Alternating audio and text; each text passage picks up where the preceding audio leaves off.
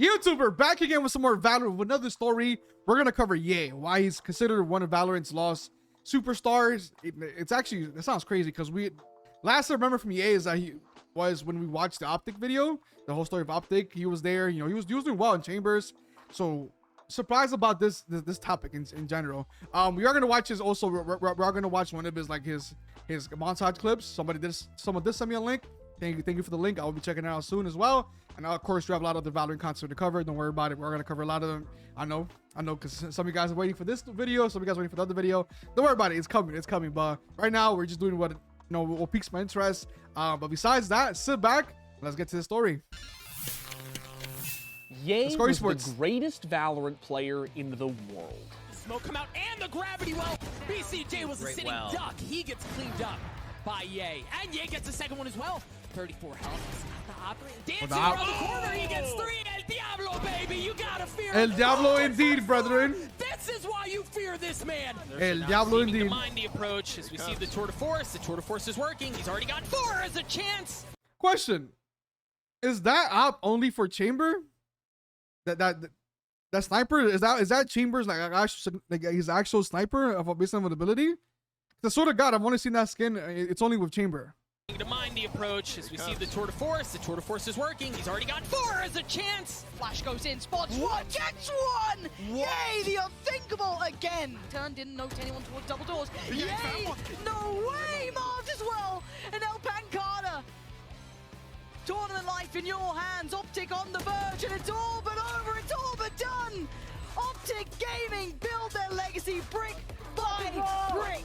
The brick by brick. Make Reykjavik their own. But really? Almost as quickly as he rose to the top, Ye hit rock bottom. Zeppa and Vanity all that stands in the way. Not a kill in this round.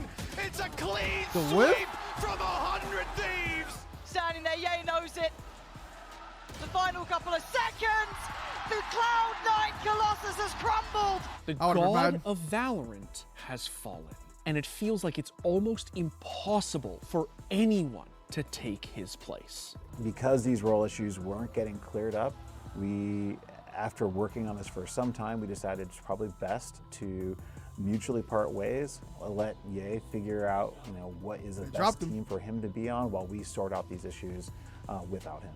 Can he actually take away Blackheart? Blackheart defusing! Defenders win. Mad Lions, hold on! And the dream for Disguised is over. And what snipe? 2022 was the year of Ye. He was the best player in the game, doing things that seemed like absolutely no one else was capable of. With the Tour de Force in hand. Ooh, as I say as far as I remember, god damn. He was a very dominant Chamber. Yay! Yay! Yay! Yay! Over this. Yay! I love the commentator on this one. Just better than everyone. He didn't even matter what he was doing. Like in any 50-50 that you took against him, it felt like it was a 10-90. It felt like you had to pre-fire him to even have a chance. He was so quick and so confident in the way he moved, and a lot of his actions were just decisive. Ye was a human. Can I just say that Ethos, his voice, I don't know why it sounds like a perfect voice for ASMR. I guess because it's like he has that deep, like raspy voice. I'm like, damn, bro, why your voice deep? God damn. Read a book. Cheat code. He was untouchable. His raw mechanical skill was enough to take over an entire series, and his incredible aim made him a perfect fit for Chamber, one of the game's strongest agents. There were moments where it truly felt like Ye and Chamber were made for each other. Ye was on top of the world, and fans were falling in love with both his god-tier gameplay and his endearingly awkward personality. Well, you're considered one of the best players in the world. And now you have this switched up instantly in your hands. How does it feel? Good. He just put a lot of work into being consistent, and he was just kind of the definition of someone that was trying to be the best. He was always putting work into his aim, like always reviewing stuff before a game, always wanted to just, you know, always be good for the team and, you know, do his role. He never really tried to do anything different. He was never like toxic or anything like that, which I feel like a lot of people at his stature and a lot of people like at that level would have a bit of an ego. Yeah, the ego. But towards us, he was like always really chill good. and Have trusted one. us. So yeah, just a really good teammate. And despite falling short at Champions at the end of 2022, going into 2023, it was pretty undeniable that Ye was the best player in the world.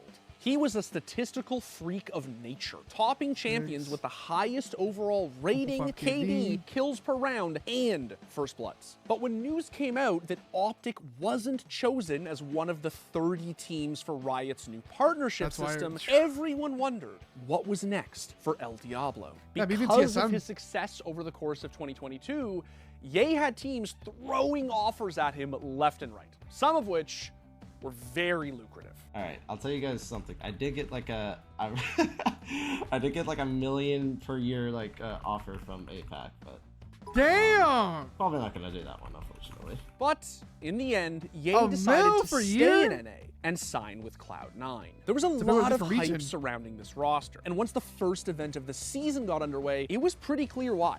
C9 dismantled Paper Rex in the opening round, and it wasn't even close. I was thinking maybe he'd go and try and get that lockdown into play. Zeus is already finding another. It's left all onto Ben. This kill won't even grant him anything. He needs an instant shot and it's done. It is over. But then C9 got a taste of their own medicine. Standing there, Ye knows it. They got their ass handed to them by DRX. The Cloud9 Colossus has crumbled as DRX demolished them. Ye was straight up humiliated by DRX, and C9 were knocked out of the tournament after only 2 matches. It was a disappointing end to Ye's first real event with C9. But nobody expected what was going to happen when Ye got home. 1 week after being eliminated at lock-in, Cloud9 announced that Ye was no longer a part of their active roster. One of the big things addressing, the role issues that have, been around Cloud9 even before I came here, we are still trying to figure those things out. And so we're more so looking forward towards the future of the team with everything, that we need to try to correct some of these things because, comps are going to keep changing. Metas are going to change, and flexibility and role issues are something we need to continue to look forward to, addressing and fixing as the team goes on. Fans were not happy with this decision. I mean, that's actually understandable. I mean, I'm not really familiar with like Ye. Obviously, I'm not. But like, I truly wonder if we only peaked, it became the best with Chamber, and then once like Chamber got, once like the meta switched off Chamber completely. The meta of the game changed completely. I wonder if Ye's like he didn't really like he wasn't one of those people that actually adapted to a new meta entirely.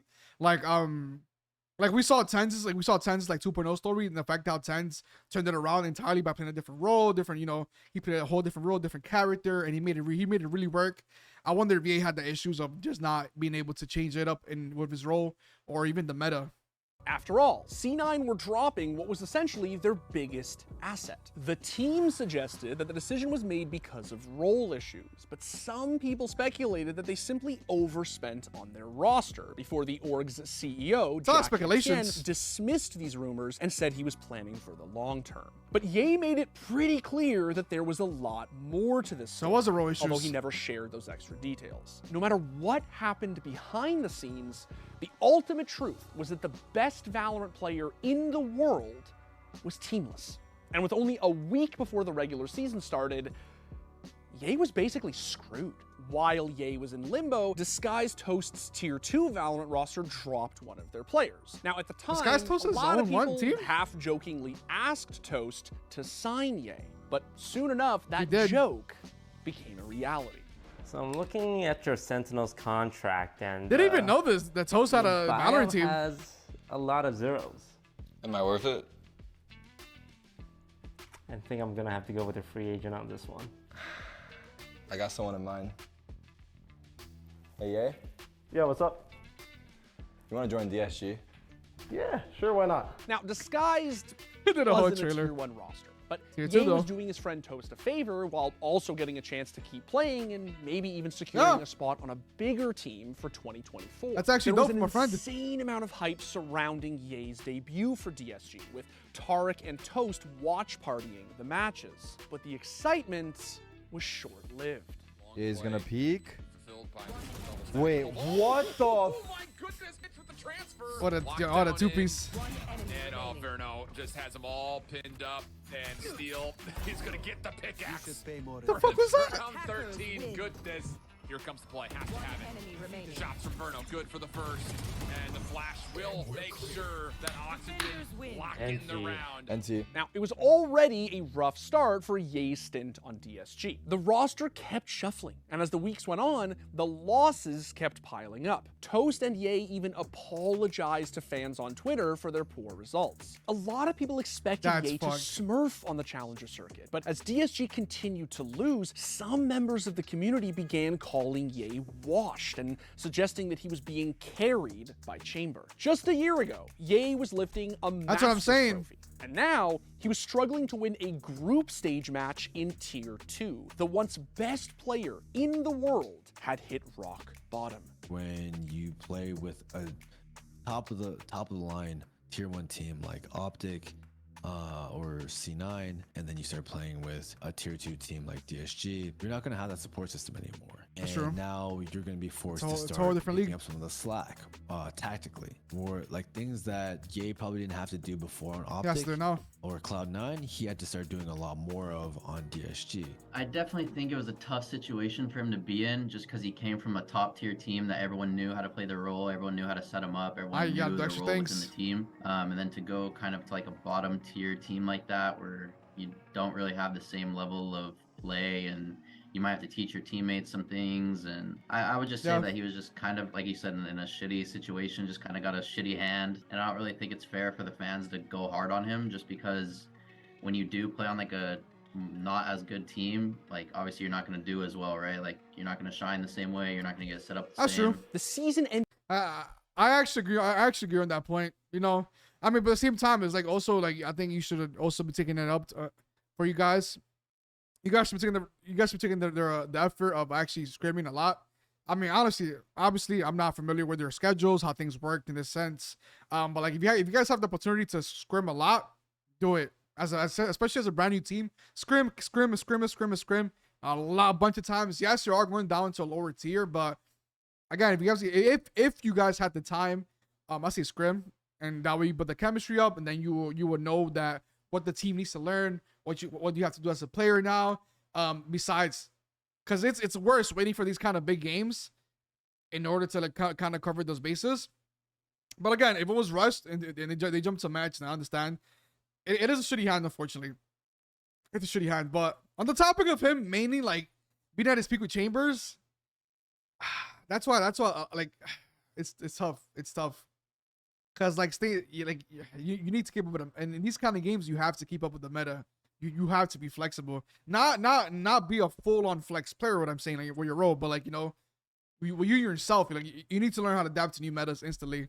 Cause I feel like Valorant is one of those games that it's very meta reliant. Sure, sometimes you can make a certain agent work, but when the game shifts in a completely different direction, you gotta keep up with it. In disaster for Ye and DSG. They failed to win a single series in Split 2 and were sent down from challengers. And it didn't help when a month later, Ye went on stream and said this. I think I learned my lesson in terms of with like DSG, where I just don't want to like hop into a team just to play, you know, because obviously you can't like do like everything by yourself. Not to say I didn't have my own problems on there, but I'm just saying like it's a team game for a reason, right? So now, not only were people thinking Ye was washed, but they were also asking if he was toxic.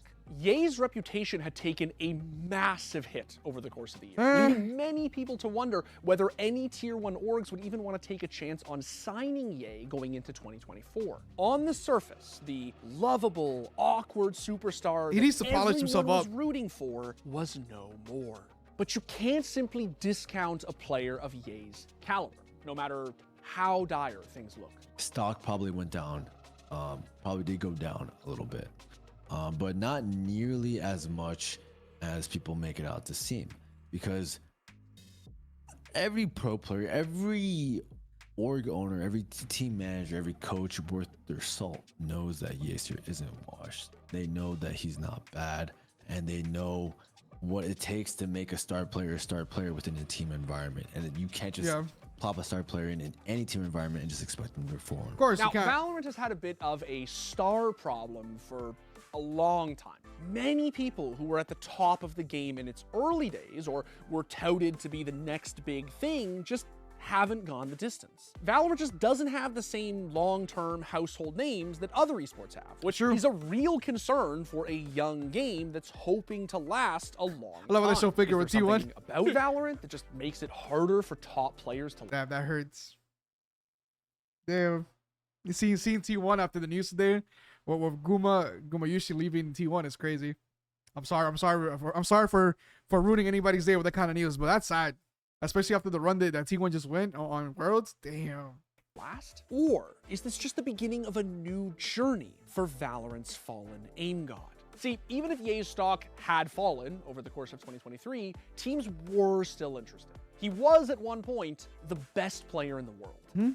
And people remember that. Not to mention that NA as a whole is seen as a region bursting with talent. Whether it's tier 1 or tier 2, many international rosters have already imported some of these players. And Ye isn't some unknown quantity either. He's a veteran who has proven himself more than just about anyone. Ye earned a pile of fans because of his mind-blowing performances throughout 2021 and 2022. And even though some of those fans have since abandoned him, there are still plenty of people who believe in Ye's ability to make a comeback. And one of the teams still willing to take a chance on Ye is Bleed, the same org that allegedly offered him $1 million annual salary back in 2022. Oh, so when the Pacific Ascension winners came knocking one more time, Ye finally said yes.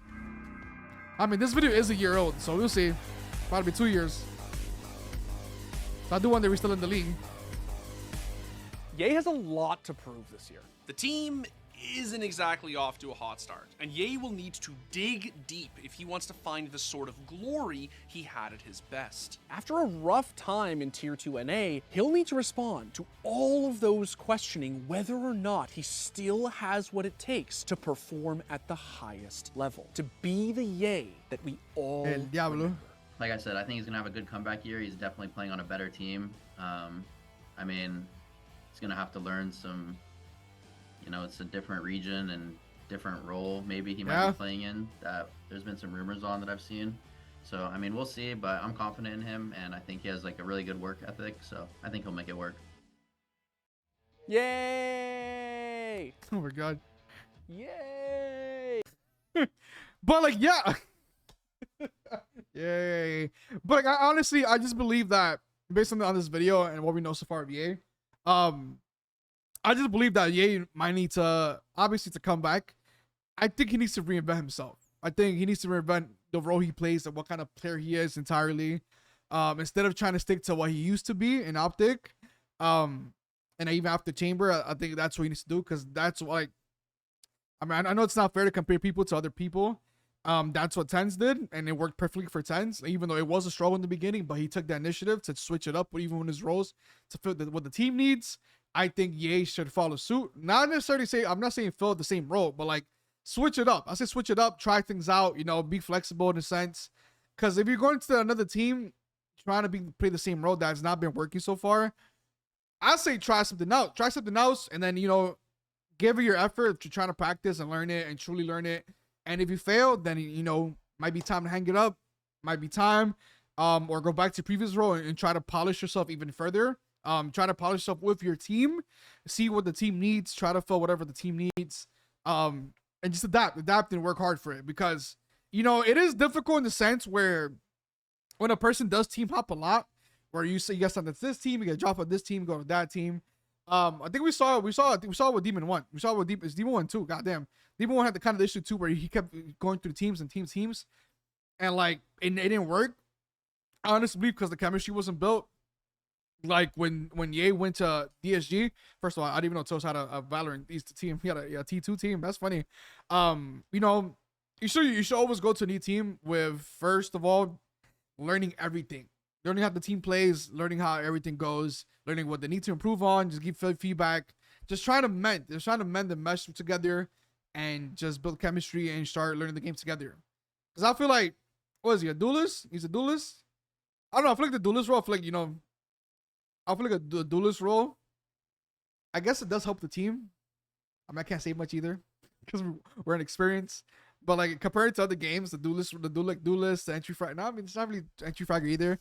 I feel like it's a role that if you die, you die. But like if you, it's one of the things where you have to be very, very good to make picks and then change the tide of the game.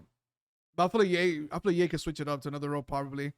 That's just my opinion. I could be completely wrong. But besides that, I hope you guys enjoyed the video. I will leave a link to the original video in the description down below. I will be checking out one of his compilations. We have seen a little bit of him in the Optic video. And then we also have a lot of other Valorant videos that I will be getting to. Don't worry about it. I know some of you guys are waiting for certain videos. I will be getting toward those. And again, thank you guys for tuning in. I appreciate you. And I'll see you guys next time. Have a good one.